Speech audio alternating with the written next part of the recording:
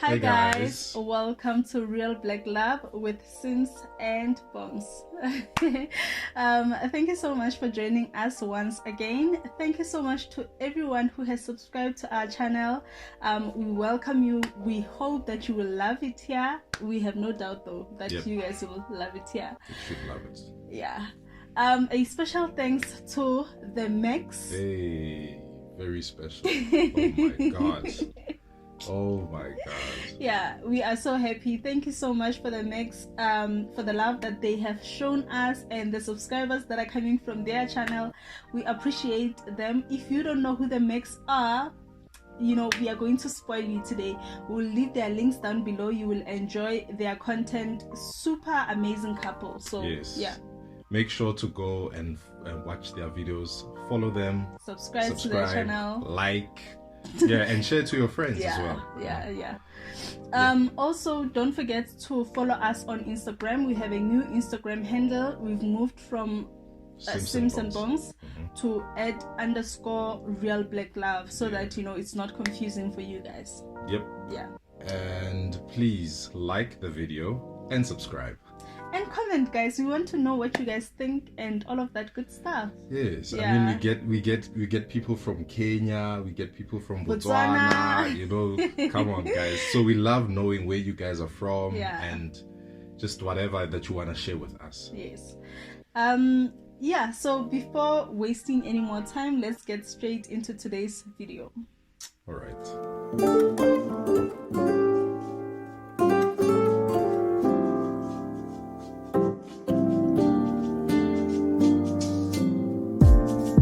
Every relationship has its own core values that glue it together.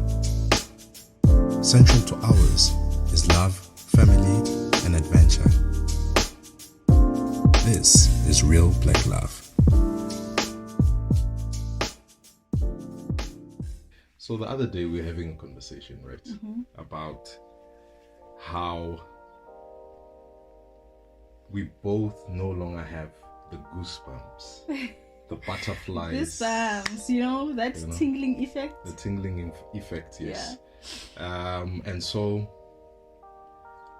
many things have changed.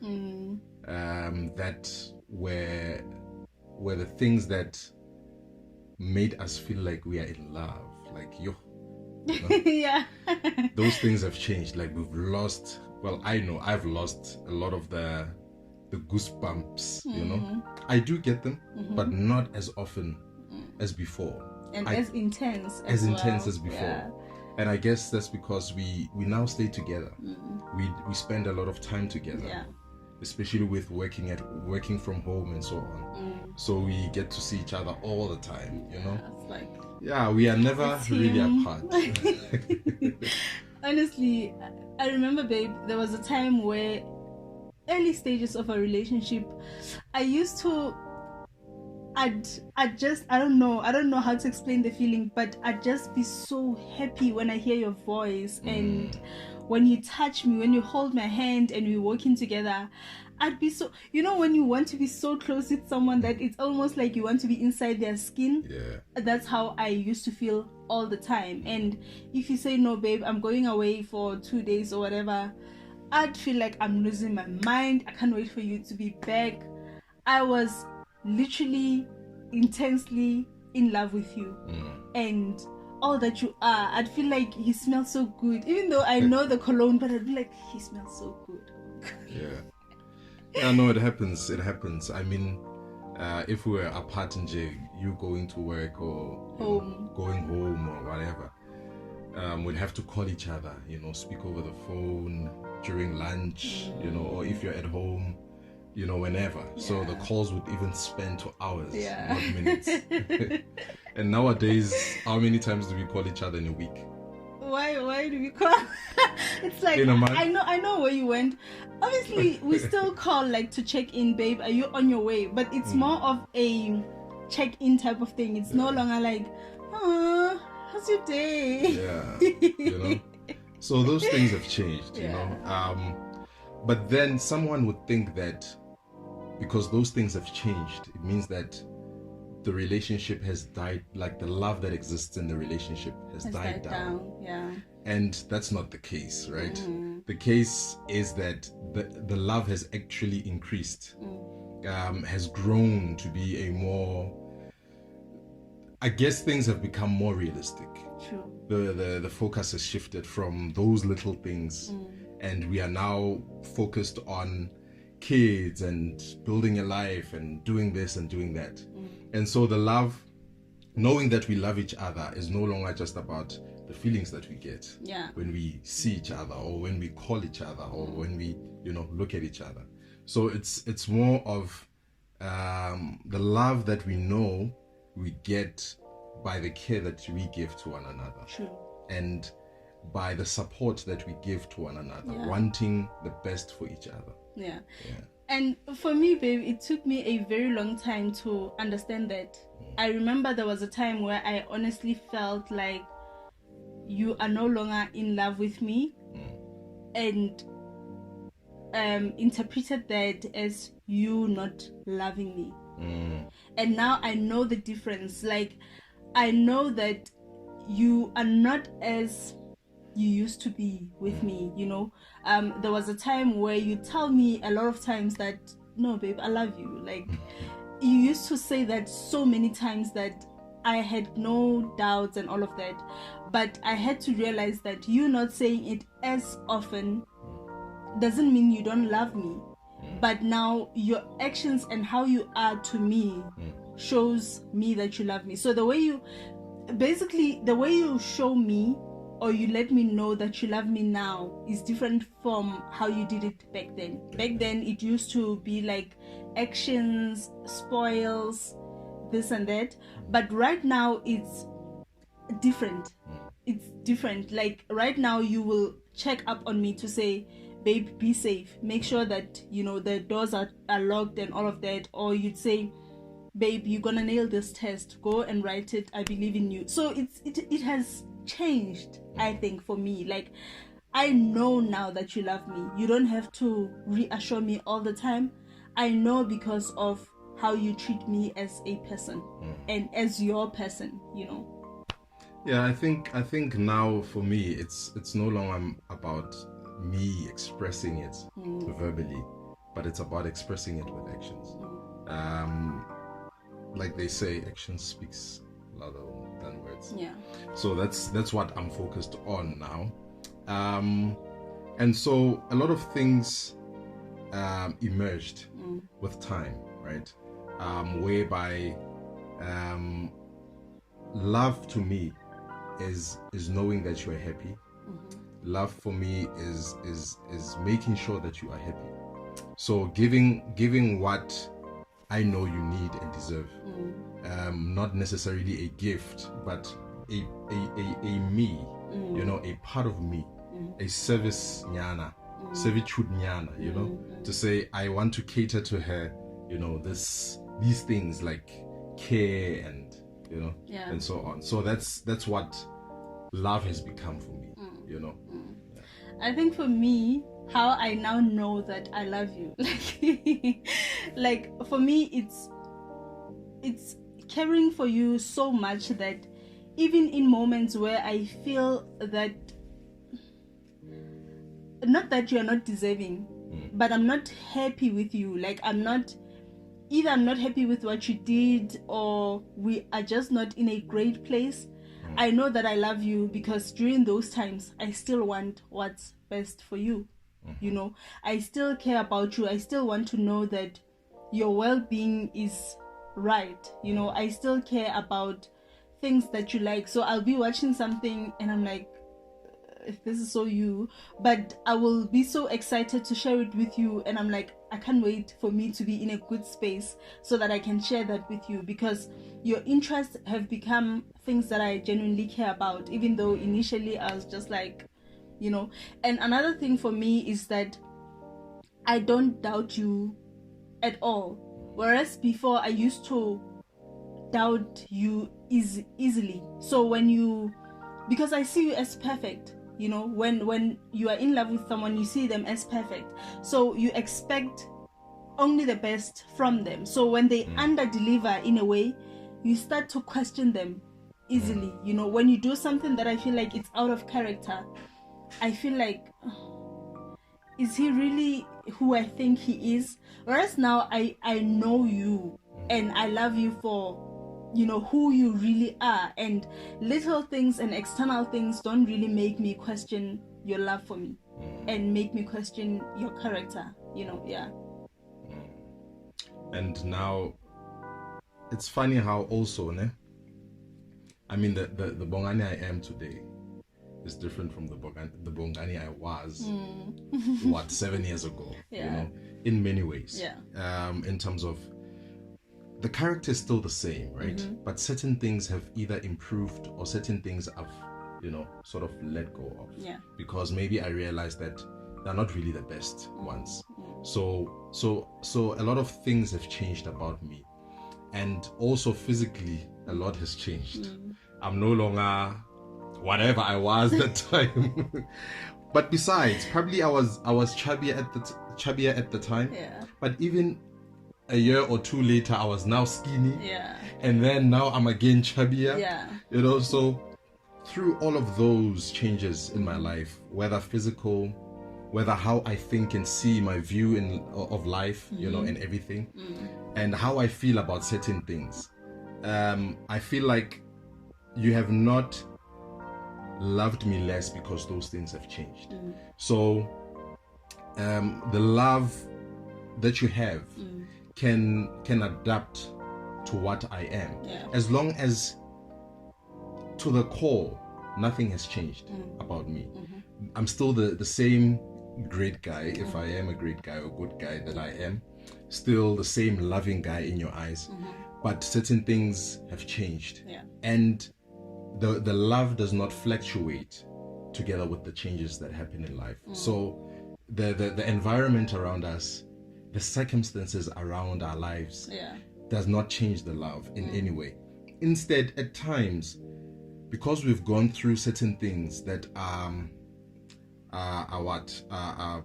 problems or difficulties, challenges, yes, then that is actually an experience that helps us to even draw closer to one another, and to actually even see that we need each other more than we ever thought, you know, or ever did, you know, before. So that's what's been happening in the relationship.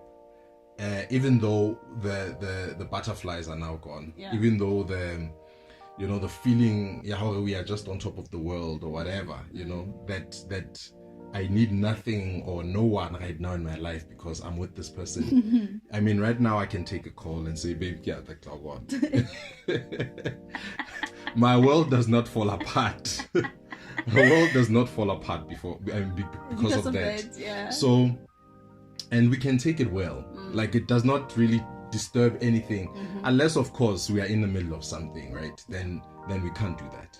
But I'm just saying that before, when we spend time, we wouldn't even want anything. Anyone, nothing. That is so true. And I used to be so touched. Let's say one of your friends calls you and you spend like an hour on the phone while I'm here. Like, wow, did that ever happen, guys? Yes, babe. Because you are a talker. I used to be so frustrated. I'm like, what the hell? This guy is not considering me. Like, you know. But I think, like you're saying, that we evolve as people. We change our appearance, our interests, and all of those things, they change, you know. But one thing that I have learned is that the fact that I love you makes so many other things insignificant, you know. When you're in love with someone, there's a lot of check boxes that this person is, you know, ticking, you know, you're ticking things off of that list that you have. But when you start loving someone, so many things that could have been on that list become so insignificant, you know. The fact that maybe I loved the fact that you took care of yourself, or no shapa every day, and not that I no, guys. but you do have. Okay, yes, yeah. You do have days where you are not your best, you are not, you know, well groomed, But those things have become so insignificant because most times I even know and understand maybe the mental space that you are in, that it's not your best, it's not when you're feeling sharp, and whenever I talk to you, I feel like you're inspiring me. You are not always like that. And the fact that I love you allows me to see these things and not use them to judge whether you are the one for me or you are still the one for me, you know, because we've been through so many things, so many phases of life together. And I also know that if I am to look at all the other things that are on the external and the other factors, it means our love will not be sustainable. It means it will easily be swept away by things and seasons settling in our lives. But because I understand that those things are happening externally and they shouldn't affect this thing that is between us, then we can sustain this, and therefore our love is more permanent. I know permanent sounds like, ooh, wow, permanent. Nothing will ever change in your world. Wow. But it's permanent. I mean this, like, you know, with your family, you don't always get along.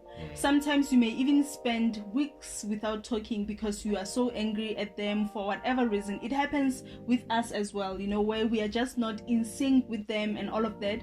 But that never questions whether you love them, your parents or your brothers or whatever. You know you love them. You know that you will kill a bull for you'll take it. Okay, I'm not sure about a bullet.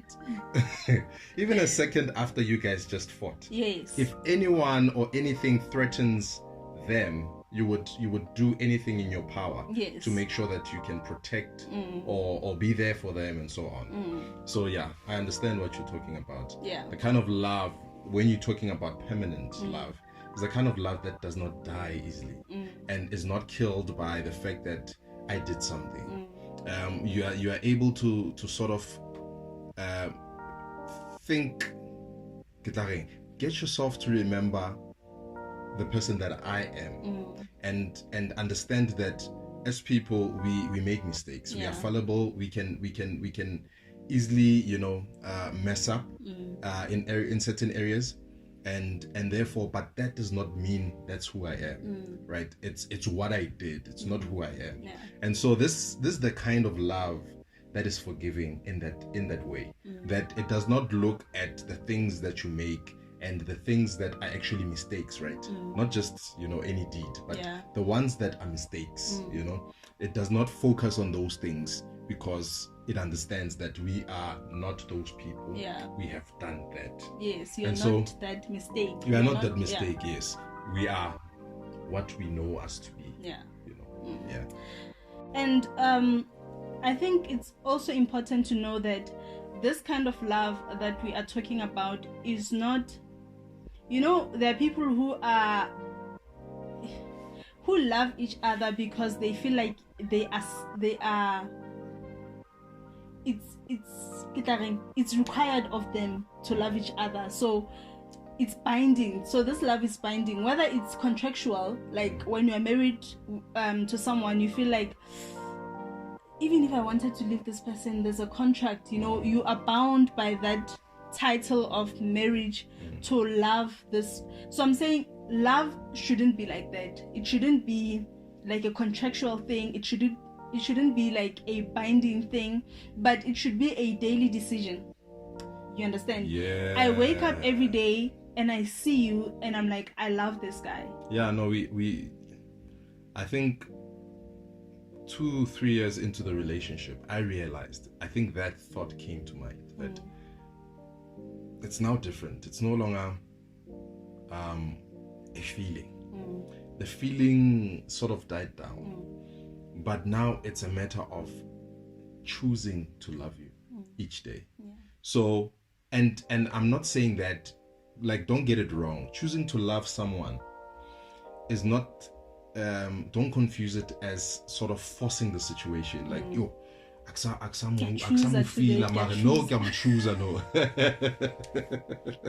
no, it's not like that, right? It's not like that. It's choosing to overlook the flaws, the flaws, the kind of flaws that don't even matter. Yes. Or just like sometimes we just want people to be so perfect. Anything that gives us, some bad, weird feelings. Can I stand that? But there are certain things that are not deal breakers. You've passed that stage or that phase where the deal breaker, you've dealt with the things that are deal breakers about you. Yeah. And now it's about the little things, man. The little things dealing with the imperfections on you, about your character, about your looks, your looks and everything else. And those things you can easily brush off. Yeah. But at the same time, you can also work with your partner to improve them. Yeah. To say, okay, this is a flaw on Leon, but you know what? Let's have a conversation about it. Let me try to understand why you keep on doing this. And Luena, you should also understand how it makes me feel. And so we should together resolve that so that those imperfections no longer matter that much. Yeah. Even when they're there, I understand, okay, those are your weaknesses, Nyana, and I can deal with it. It does not make up who you are. So then I choose to love you still. Yes. I guess that we can add that part still. Yes. In spite of all of those things. Yeah. And I think that is where people get tested so much. When you get tested by the very things that you like. The things that, hey man, what's about these things were on your checklist. Then you meet someone, not necessarily meet as in like, but you see someone who has these things that until they were in your checklist and your current partner doesn't really have them. Then the love is then tested to say, here are these things that are likable, that are not really here. Now, who do I love this person enough to say they're insignificant? They're there, they look fleshy and all of that, but I've got something that is real, because I have realized that your real character, who you really are, is more important to me than all of these things that are fleshy that you might not even have at that moment. Yeah. So in a nutshell, we can say that the love that we now share together is more of a realistic one, a sustainable one, something that is more permanent. It's not swayed by the externals of life and the externals of you and me. Yeah. So that's where we have come. That's the love that we now share. So we can say that we are no longer in love, but we love each other. Because being in love has more to do with the feelings. But loving someone is beyond just the feelings. And we're also not saying that we no longer feel affection, or we are no longer affectionate, or we no longer believe in that thing of buying each other gifts and all of that. But we are saying that is not central to our relationship, and that is in no way an indication of where we are with each other. When you don't do certain things that I'd appreciate if you would do, I don't take that as he doesn't, I appreciate you doing them because it shows that you take me into consideration, but they are not indications of whether you love me more or not. So when you bring me flowers tomorrow, I don't take them and be like, oh, this guy loves me. I know you love me. You understand? I know that you love me. So guys, don't be afraid when you found yourself, you and your partner, that you have gotten to that phase, right? Where the goosebumps, or whatever, when I call and all of that are no longer there. Don't think that the love is gone. That is just the thing that gets everything started in the beginning, but it fades away. It comes up, it emerges whenever it can be awakened, however. Exactly. So it's sort of like a spark. But now we're not dealing with a spark. We're now dealing with the flame. We're now dealing with the heat. It's like when you brine meat, right? And you hoy your charcoal and all that. When you light up all of that, you see flames, and all you want is flames. But when you want to put the meat on and make a braai. Braai, yeah. You now need the coal, the heat, to be red and no open flames. So I guess that's how it works. Right? In the beginning, you want the flame so that everything can catch. Yeah. But once it has caught, all you need is the heat. And you need to sustain. The heat. Yeah. So that's where we are, and that's how every relationship, I believe, that shares true love needs to get to. Yeah. Needs to get to that stage where it's all about the heat. Yes. The heat is there, babe. The heat is there. Thank you guys so much. We really hope that you guys find love. If you are in love, we hope that you get the heat. It sustains your relationship.